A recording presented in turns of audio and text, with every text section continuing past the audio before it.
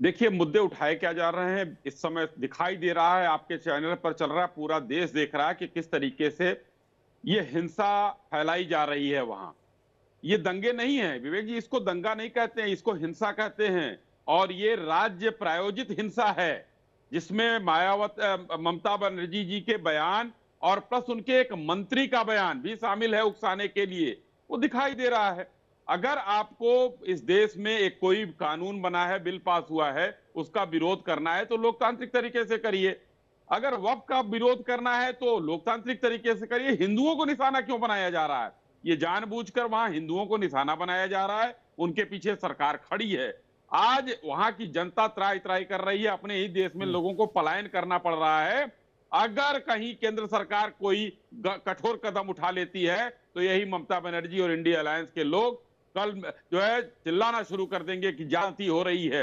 लेकिन ये लग रहा है कि ममता बनर्जी ने हिंसा को अपना रास्ता चुन लिया है और यही उनका अंतिम रास्ता है मुस्लिम तुष्टीकरण का। मुस्लिम तुष्टीकरण में आकंठ तक डूबी हुई ममता बनर्जी को यह दिख नहीं रहा है कि वो हिंदू भी उनके वोटर हैं जिनको मारा जा रहा है, वो दलित जो मरे हैं वो भी उनके वोटर हैं, ये नहीं दिख रहा है। उनका तो सिर्फ और सिर्फ मुस्लिम तुष्टीकरण का काम है और वो कर रही है। ये पहली बार नहीं हुआ है वहां, ये तो जब चुनाव होते हैं वहां हमेशा देखिए, जब राज्य में कोई भी चुनाव हो रहा है, जिला पंचायत का चुनाव हो, लोकसभा का चुनाव हो, जब से ममता बनर्जी जी आई हैं ये चीजें और बढ़ गई हैं। मानवाधिकार आयोग के जजेस जाते हैं, वहां दौड़ा लिया जाता है, सीबीआई के अधिकारियों को दौड़ाया जाता है। इस तरीके की वहां जो है ये सरकार चला रही है।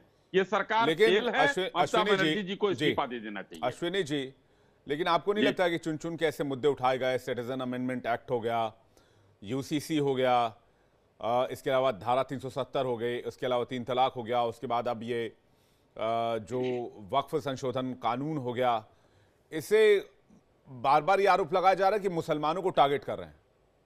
जी, अच्छी बात है विवेक जी, सवाल अच्छा है। अब ये बताइए 370 देश में कौन से सदन से पास होकर लगा था और अस्थाई था या अस्थाई था? लेकिन कोई हटा नहीं रहा था। आज 370 हटने का जो कारण है वो पूरा दिखाई दे रहा है, किस तरीके से वहां विकास हो रहा है। हजारों करोड़ की चीजें वहां जो है दिखाई दे रही हैं, सड़कें दिखाई दे रही हैं।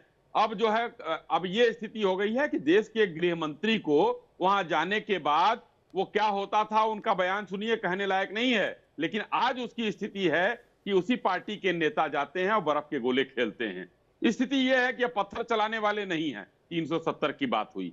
अब आ जाइए 3 तलाक। महिलाओं ने जो उसका लाभ लिया है, आज मुस्लिम महिलाएं हमारी बहनें एकदम प्रसन्न हैं, जो कि इन लोगों ने खेत समझ रखा था। उन लोगों को कहते थे महिलाएं तो खेत हैं।